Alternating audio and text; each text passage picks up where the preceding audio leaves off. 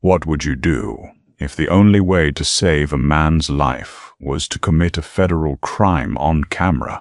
When ICU nurse Stella Jenkins delivered a bone-shattering punch to the chest of a decorated U.S. Navy admiral, the hospital stood still. But the real nightmare was just beginning. The midnight shift at Georgetown University Hospital's cardiac intensive care unit is rarely quiet, but it possesses a specific, predictable rhythm.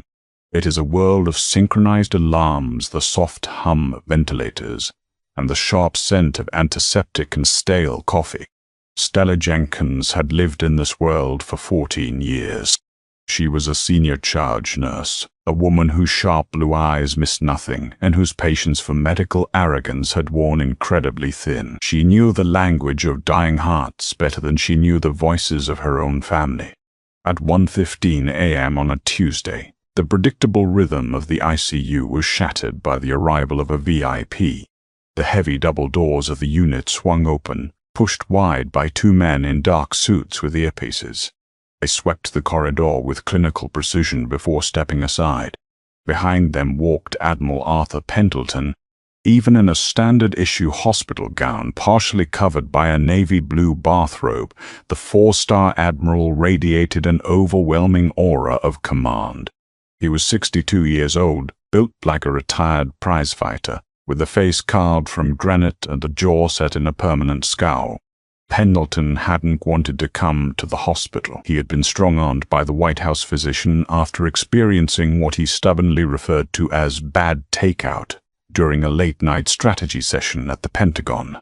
The bad takeout was actually a crushing, radiating pain in his left shoulder and jaw, classic textbook indicators of acute coronary syndrome. Trailing nervously behind the Admiral was his aide, Lieutenant Commander David Rossi, clutching a leather briefcase, and Dr. Briefcase. Ryan Hayes, the hospital's chief of cardiology. Dr. Hayes was a brilliant physician but a notorious political climber.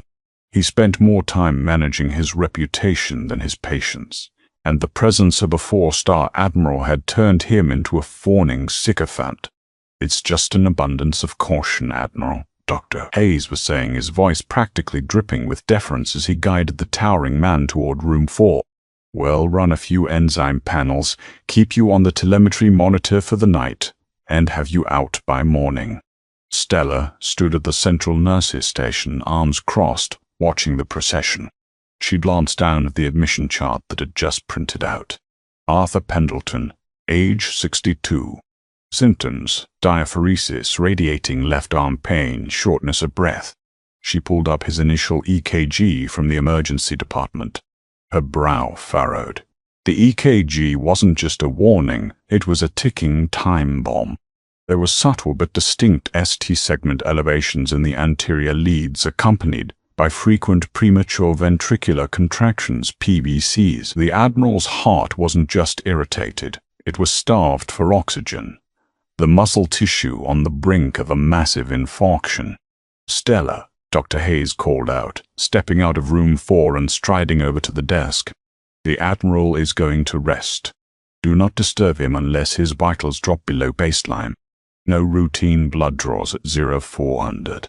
He has a classified briefing with the Joint Chiefs at 0630, and he needs to sleep."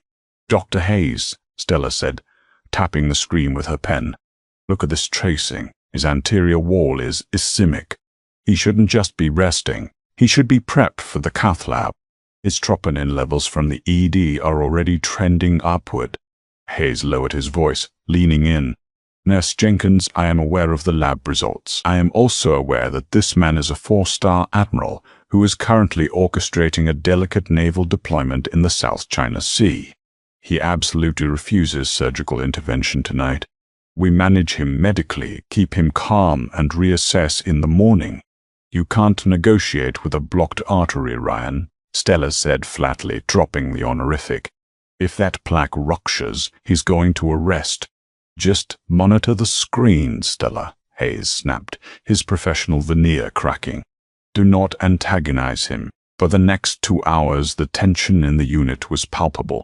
Stella sat at the central station, her eyes glued to monitor 4. Admiral Pendleton's heart rhythm was a jagged, angry dance across the black screen. Every few minutes, a cluster of abnormal beats would spike, causing the machine to emit a soft, warning chime. At 3:45 a.m., the door to room 4 slammed open. Stella looked up. Admiral Pendleton was fully dressed in his service uniform. The crisp khaki, the rows of ribbons, the heavy gold bars, he looked ready for war. His face, however, was a ghastly ashen gray, and his forehead was slick with a cold sweat. Lieutenant Commander Rossi was trailing him, looking panicked. "Admiral, please," the doctor said. Rossi stammered. "The doctor is a nervous wreck, Rossi," Pendleton barked, though his voice lacked its usual booming resonance. It sounded thin, forced out of tight lungs. "I have a briefing in 2 hours. Bring the car around." Stella was on her feet instantly, stepping out from behind the desk to block the hallway. "Admiral Pendleton, you cannot leave. You are in the middle of an active cardiac event." Pendleton glared down at her, his eyes cold and commanding. "Step aside, nurse, that is a direct order." "I don't work for the Navy, sir," Stella replied, standing her ground. "I work for this hospital, and my job is to keep you breathing. If you walk out those doors, you are going to die." "Watch your tone," Rossi warned, stepping forward defensively. "Watch his monitor." Stella fired back, pointing at the screen above the nurse's station. As if on cue, the alarm on monitor 4 escalated from a soft chime to a frantic, high-pitched screech. The sound of the lethal arrhythmia alarm is something that burns itself into the psyche of every ICU nurse. It is the sound of a human life, actively unraveling. Stella didn't even need to look at the screen. She knew what was happening just by looking at Admiral Pendleton. The stubborn defiance in his eyes suddenly vanished, replaced by profound, primal panic. He stopped dead in his tracks, his massive hands reaching up to claw at the center of his chest, wrinkling the pristine fabric of his uniform. "Sir?" Rossi asked, his voice trembling. "Admiral?" Pendleton let out a low, wet gasp.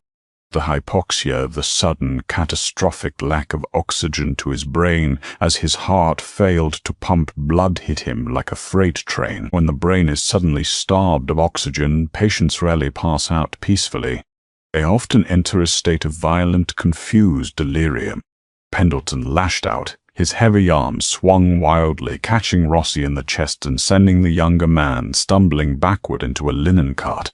Dr. Hayes, who had come running out of the break room at the sound of the alarm, reached out to grab the Admiral's shoulder. "Arthur, sit down." Hayes yelled. Pendleton roared, a terrifying sound of pure, unadulterated distress, and shoved the chief of cardiology with terrifying force. Dr. Hayes flew backward, his head cracking against the drywall with a sickening thud, crumpling to the floor in a heap.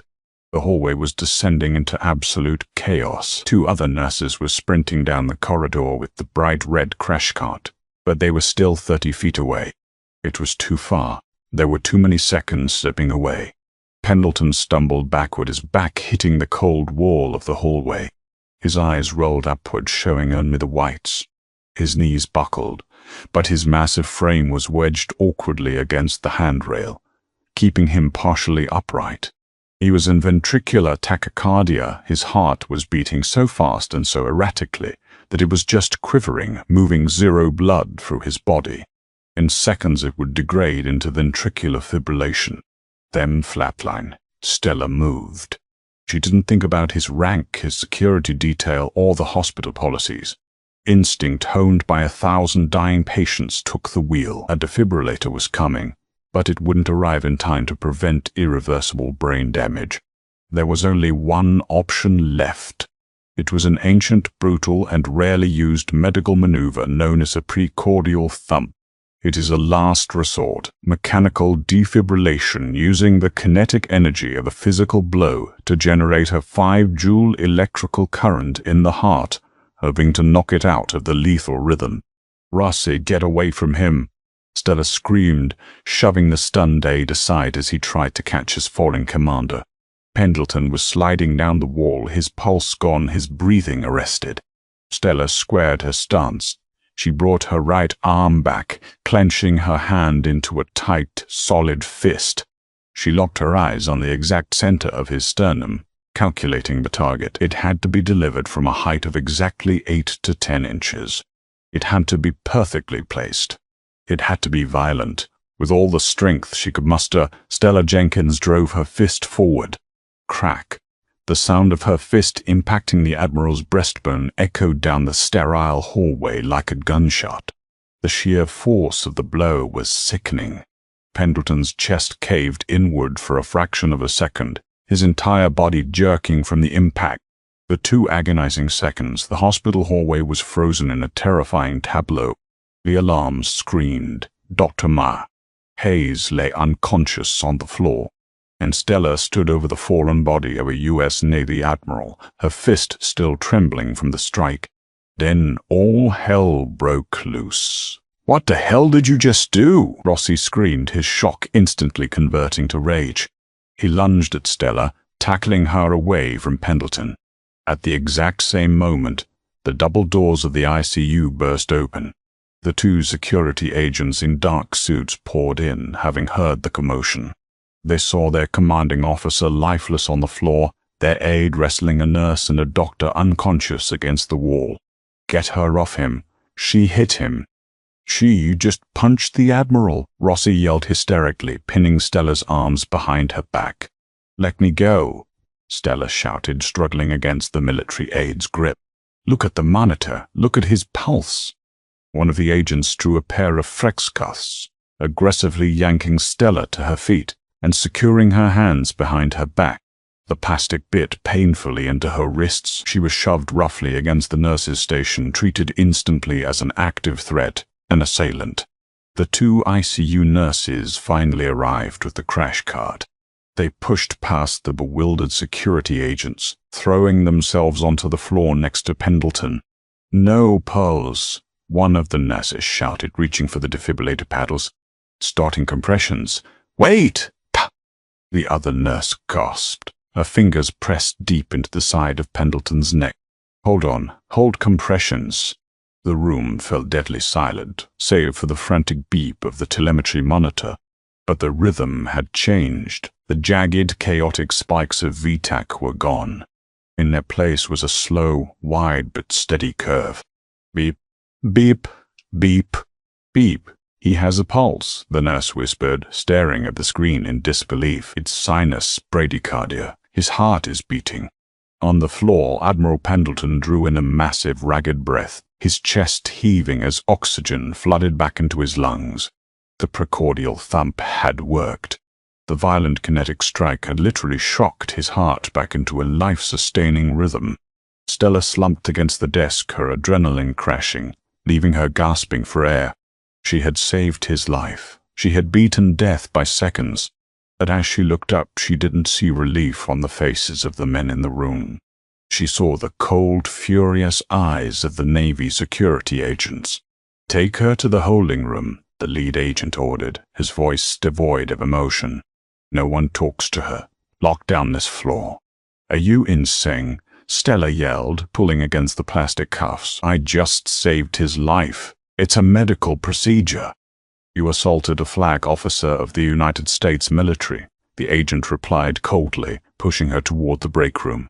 "The FBI is on their way." As the heavy wooden door of the break room clicked shut, locking her inside, Stella looked down at her hands. Her knuckles were bruised and swelling. She was a decorated critical care nurse, but as she stared at the sterile white walls of her makeshift cell, a chilling realization washed over her. The security cameras in the hallway didn't record medical context. They didn't record telemetry strips. They only recorded a nurse winding up and delivering a devastating punch to a sick, defenseless old man. And in Washington, D.C., optics were the only truth that mattered. For 4 hours, Stella sat in the fluorescent-lit isolation of the staff break room, the plastic zip ties biting into her swollen wrists. Outside the door, the muted sounds of the ICU continued, alarms, rushing footsteps, the heavy thud of security boots, but inside she was entirely cut off. Her mind raced, replaying the sickening crunch of the Admiral's sternum. It was a textbook precordial thump, a desperate gamble that had unequivocally paid off. The mud was the first thing she truly noticed. She knew she was right. At 8 a.m., the door finally unlocked. Two men in crisp dark suits walked in, followed closely by Catherine Pierce, the CEO of Georgetown University Hospital. Catherine would not meet Stella's eyes. The lead suit, a man with a sharp jawline and cold, assessing eyes, slapped a manila folder onto the breakroom table. "Stella Jenkins, I am Special Agent Mitchell Collins with the FBI's Washington Field Office. You are currently under arrest for violating 18 U.S. Code Section 111, assaulting a federal official, as well as state charges of aggravated battery." Stella stared at him, the absurdity of the statement briefly overriding her fear. "Assault? Did you not speak to the trauma team?" "I performed a precordial thump. Admiral Pendleton was in ventricular tachycardia. He was seconds away from brain death." Agent Collins opened the laptop he had brought with him and turned the screen toward her. "This is what we have, Miss Jenkins." He hit play. It was the silent feed from the hallway's closed-circuit security camera. Without the blaring alarms, without the context of the frantic telemetry monitor, the footage was devastating. It showed Admiral Pendleton stepping out of his room, looking distressed. It showed him stumble against the wall. And then it showed Stella charging forward, her face contorted in intense focus, winding up and delivering a brutal, full-force punch directly to the center of the old man's chest. It looked like an unprovoked savage attack on a sick, defenseless patient. "The video speaks for itself," Collins said flatly. "The video is silent." Stella yelled, struggling against the plastic cuffs. "Pull the telemetry data. Look at the central monitoring server. It will show you exactly what his heart was doing. It will show a lethal arrhythmia. And then it will show the sinus rhythm returning the exact second I struck him." Catherine Pierce, the hospital CEO, finally spoke, her voice trembling slightly but laced with corporate distance. "Stella, we did pull the logs. Dr. Hayes reviewed the telemetry server personally. And?" Stella demanded, her heart pounding. "And the server shows the Admiral experienced a minor panic attack, resulting in a vasovagal syncope. Simply fainted," Catherine said softly. "There is no record of ventricular tachycardia. There is no record of cardiac arrest." The air left Stella's lungs. The room seemed to tilt as the lie. "That is a documented, verifiable lie. Ryan Hayes is lying." Agent Collins closed the laptop with a sharp snap.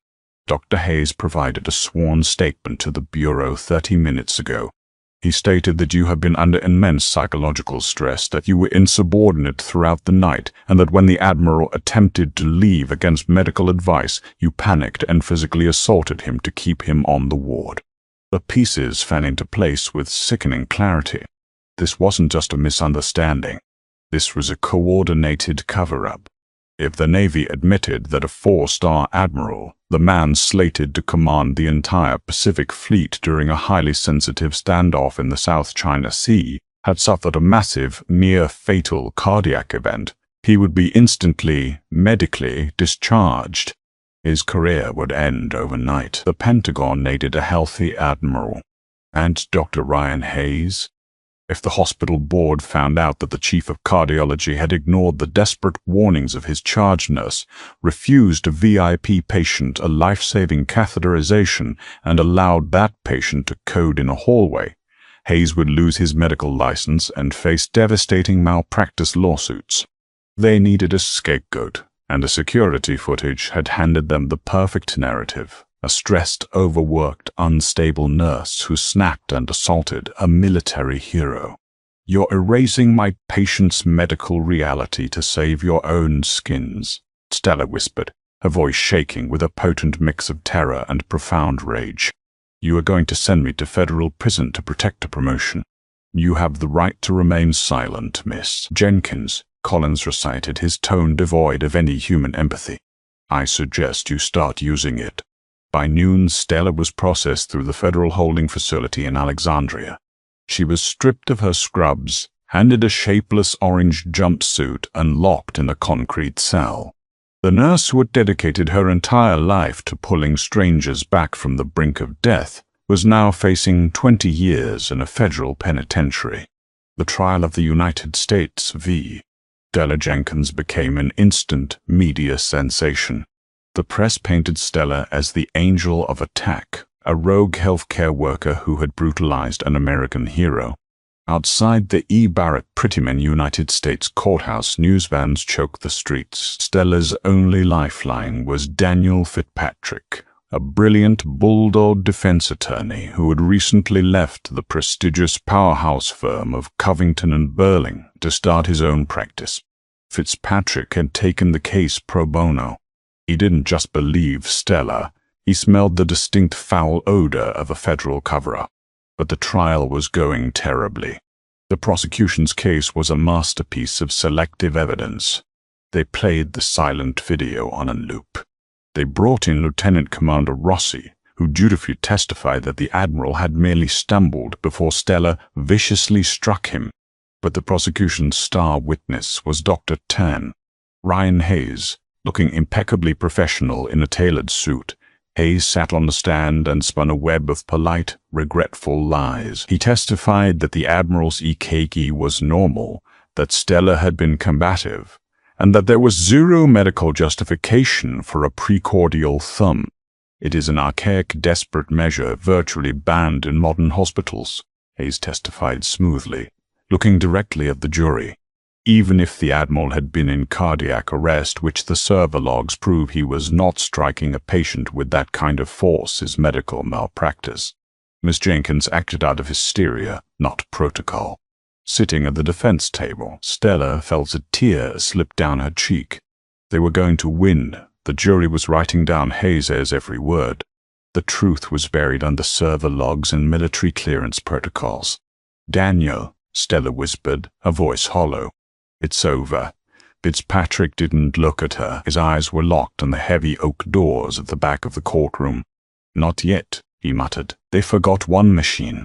When it was the defense's turn to cross-examine, Fitzpatrick didn't approach Dr. Hayes. Instead, he walked to the center of the room and addressed the judge. "Your Honor, the defense calls Chloe Bennett." A murmur rippled through the gallery. Chloe was the junior ICU nurse who had run down the hallway with the crash cart that night. She looked terrified as she took the stand, her hands shaking as she swore the oath. Fitzpatrick approached her gently. "Nurse Bennett, on the night of the incident, you brought the Zoll X-series defibrillator to the hallway, correct?" "Yes, sir," Chloe stammered. "Doctor?"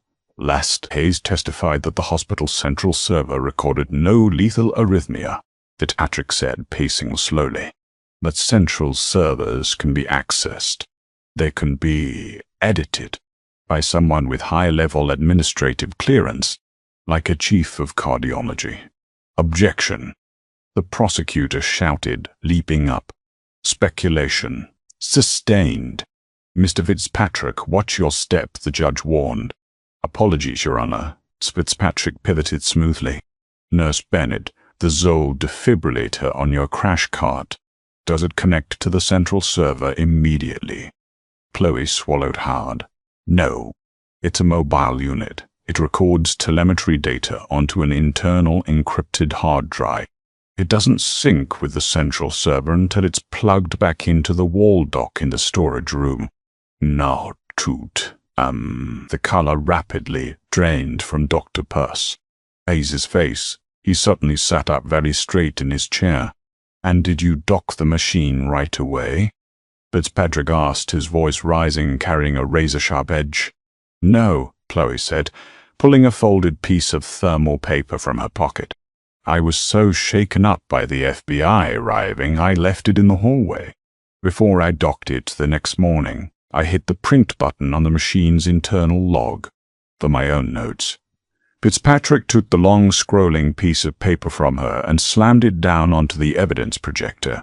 Instantly, the massive screens in the courtroom illuminated with a jagged, chaotic black line. Dr. Hayes. Fitzpatrick practically roared, spinning to face the cardiologist. "You are under oath. Can you identify the rhythm on the screen?" Hayes was trembling. He looked at the prosecutor, but there was no help to be found. The courtroom was dead silent. It is ventricular tachycardia," Hayes whispered. "A lethal rhythm," Fitzpatrick shouted. "And what happens precisely at the timestamp of 3:47 a.m., the exact second my client struck the patient?" The line on the screen spiked violently, then smoothed out into a steady rhythmic wave. "Sinus rhythm," Hayes choked out, his career evaporating before his own eyes. "A normal heartbeat." The courtroom erupted. The judge banged his gavel furiously. But the noise was deafening. Stella covered her face with her hands, sobbing uncontrollably as the weight of the lie finally shattered. But the final blow was yet to come. The heavy oak doors of the courtroom swung open, and the gallery fell instantly silent. Standing in the doorway, leaning heavily on a cane but radiating an undeniable aura of authority, was Admiral Arthur Pendleton. He was in full dress uniform. The military had tried to keep him away, isolating him in a private recovery facility, feeding him the narrative that the nurse had assaulted him in a manic episode. But Pendleton was an old sailor, and he knew what it felt like to die. He had demanded to see the court transcript. He had seen the internal machine logs Fitzpatrick had submitted into evidence the night before. Pendleton ignored the bailiffs and walked slowly, painfully down the center aisle. He stopped right behind the defense table. He didn't look at the judge, or the jury, or his furious military aides in the back row. He looked down at Stella Jenkins.